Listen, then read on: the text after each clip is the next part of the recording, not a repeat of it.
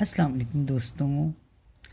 پچھلے دنوں اسلام آباد کی خوبصورت شام میں ایک خوبصورت دل رکھنے والی ہماری دوست فرزانہ آغا، جنہیں آپ بہت اچھی طرح جانتے ہیں کیونکہ وہ ہمارے دوشیزہ کے ساتھی رائٹر بھی ہیں، تو ان سے ملنے کی روداد آپ سب کی نظر کچھ میری زبانی اور کچھ فرزانہ آغا کی.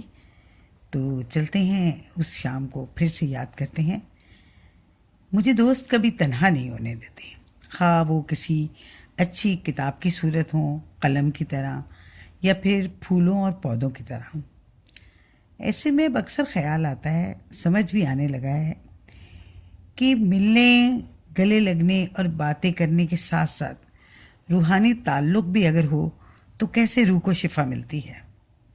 فرزانہ آغا سے جب پہلی بار ملی تو اسلام امجد کا یہ مصرع بے اختیار دل سے، زبان سے، روح سے نکلتا ہے کہ تم جس رنگ کا کپڑا پہنو وہ موسم کا رنگ. اب پوری نظم آپ میں سے بہت سو کو یاد ہوگی نا، تو اب اسے ضرور پڑھیے گا. تو کچھ ایسی ہی فیلنگ میری فرزانہ آغا سے پہلی بار ملنے کے بعد تھی. شاعری کی سب سے اہم خوبی یہ ہے کہ وہ احساس کے لمحوں کو سمیٹنے کے ہنر سے واقف ہے. فرزانہ آغا سے جب جب ملاقات ہوئی، زندگی کے اس سے جڑے خوبصورت لمحے ہمیشہ ہی میرے دل پہ نقش ہو گئے. ملاقات مکینوں سے ہو تو کیلنڈروں میں محفوظ ہو جاتی ہے، لیکن روح کی تسکین ہو تو دلوں میں. کچھ باتیں میری فرزانہ سے ملنے کی اور کچھ باتیں میری فرزانہ سے ملنے کی اور کچھ اس کا لمحوں سے کشید کیا ہوا پتر، ایسا کہ سب دوست ایسا لگتا ہے ہمارے ساتھ ساتھ تھے اس تخلیق کار کے گھر میں، اس کے ساتھ یادگار لمحوں میں میرے ساتھ ساتھ. کچھ مصرے بھی آپ سب کی نظر.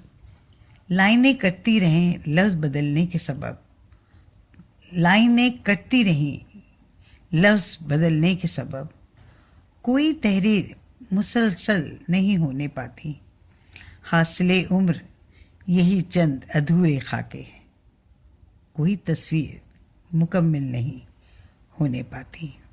اب میرے اور آپ کے درمیان میں ایک چھوٹے سے وقفے کے بعد فرزانہ آغا کے جذبات و احساسات، جو میری خواہش تھی کہ وہ مجھے اپنی آواز میں ریکارڈ کر کے بھیجتی، لیکن فرزانہ آغا کا اپنا مزاج ہے، لہٰذا اب الفاظ ان کے اور آواز مجھ ناچیز کی آپ سب کی نظر. اسلام آباد میں اپریل کا اینڈ اور مئی کا شروع ہو تو قدرے گرم ہوتا ہے، لیکن برستی بارشوں کے طفیل اس بار مئی کافی خوشگوار رہا. ایسے میں غزالاں، جسے میں پیار سے غزالاں کہتی ہوں، عرصہ طویل کے بعد اسلام آباد پدھاری اور ان کی آمد نے فضا میں رکتی بہار کو پربہار کر دیا. وہ اسلام آباد تو پہنچ گئی، پر سنتوں سے پہلے ان کی فرائض کی ادائیگی فراق کو طول دیتی رہی. جن اپنوں سے ملنے وہ نکلی تھیں وہ جڑواں شہر کے آخری حصے میں قیام پذیر تھے. بلا شبہ مجھے اس کا اندازہ تھا کہ دیر لگی آنے میں، لیکن شکر، اور پھر دل کا کوئی کیا کرے. عید کی چھٹیوں کے باعث گو کے رش زیادہ ملا ہوگا. بہرحال دور دراز کی مسافتوں اور راستوں کی اجنبیت کو پاٹتی ہماری غزالہ آ گئی، نسیم بھائی اور پیارے بیٹے حسن کے ساتھ. تحائف لیے، شاد ہوئے ہم، بس لبوں سے اتنا ہی نکلا. حسن بہت چھوٹے تھے تو ہمارے ہاں آئے تھے. دوستوں کے بچوں کو ماشاءاللہ جوان دیکھنا اور خوش دیکھنا کسی سعادت سے کم نہیں ہوتا. چائے تو پینی ہی تھی سو پی گئی، وہی خلوص، وہی مٹھاس، وہی قہقہے، اور جو بھی وقت گزرا بہت شاندار گزرا. اپنی اس دوستی پر جو ایک قدیم شراکت داری کے سفر میں بلا شبہ بہت اہمیت رکھتی ہے، اس میں نسیم بھائی کا ذکر نہ کرنا زیادتی ہے. غزالہ کی اور میری پہلی ملاقات بڑی ہڑبونگ میں ہوئی، اور اس ملاقات سے اب تک ان کی مستقل اپنائیت، احترام قابل ستائش ہے. خاص طور پہ فراز سے ان کی محبت میرے لیے بہت اہمیت رکھتی ہے. اس شام کی ملاقات فوٹو سیشن پر تمام ہوئی. ملاقات کے بعد وہ ایک تشنے کی باقی رہی. غزالہ کو اگلی صبح کشمیر کے سفر پر روانہ ہونا تھا. وہ سفر جس کا کشمیر کی تسخیر سے دور دور تک کوئی تعلق نہ تھا.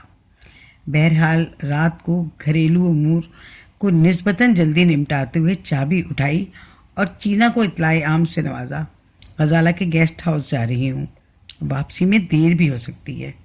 کچھ چہروں پر مسکراہٹ اتری اور میرے دل میں طمانینت. گیسٹ ہاؤس گھر سے قریب ہی تھا.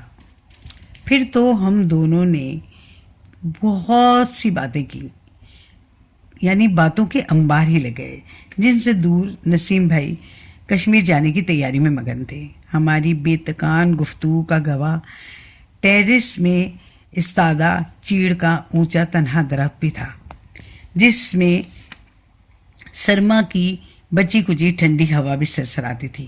مجھے یقین ہے ہماری اسرار و رموز سے بھری باتوں پر وہ مسکرایا تو ضرور ہوگا، منہ دوسری طرف کر کے ہی صحیح. چائے کب ختم ہوئی، وقت کس تیزی سے سرکا کیا بتائیں. گھڑی کی طرف دیکھ کر مجھے اٹھنا پڑا. جب ہم دونوں نیچے اترے تو نئے موسموں کی نوید دیتے نوخیز موتیے سے میں نے چند پھول توڑ کر غزالہ کو تھمائے. ایک گلچین، ایک گلفشاں کو کچھ اور دے بھی کیا سکتا تھا. ان پرباش لمحوں کے نام چند سطریں بقول شخص سے مجھے اچھے لگتے ہیں. دریچے جن سے ہوا گزرتی ہے، دروازے سے جو کبھی بند نہیں ہوتے، اور وہ دوست جن کے کندھوں پر ہمیشہ ہاتھ رکھا جا سکتا ہے. اتنی خوبصورت، اس سے تو میں پتہ ہی کہوں گی کیونکہ میری بڑی خواہش تھی کہ میں آپ سب کے سامنے فرزانہ آغا کی آواز کے ساتھ اسے سناتی. میں اس طرح نہیں وہ فیلنگ شاید بیان کر پائی. بہت پیار سے اس نے لکھا ہے، جیو فرزانہ. اور اب آپ لوگوں سے درخواست ہے کہ میں نے اس پیاری ملاقات سے جو لمحے کشید کیے، جو آپ کی پیاری دوست فرزانہ آغا کے استھیٹک سینس کو دیکھتے ہوئے کچھ بہت خاص چیزیں آپ کے لیے کیمرے میں کیپچر کی ہیں، آپ بھی ان سے لطف اندوز ہوں، محسوس ہوں. اور بتائیے گا ضرور دو دوستوں کی ملاقات آپ سب دوستوں کو کیسی لگی. اس کے ساتھ کی اجازت، اللہ نگہبان.